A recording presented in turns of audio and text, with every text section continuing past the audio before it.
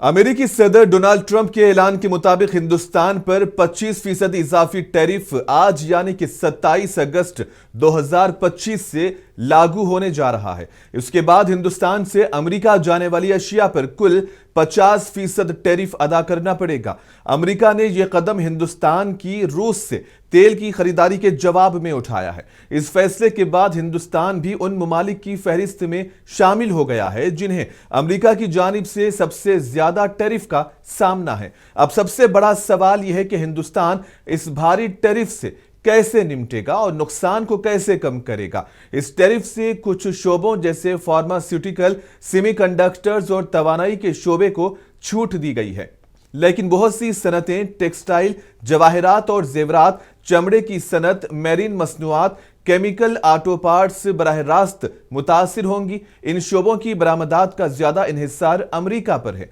इसलिए इसका असर बड़ा हो सकता है। अब देखना होगा कि इससे निपटने के लिए हिंदुस्तान के पास क्या ऑप्शंस हैं।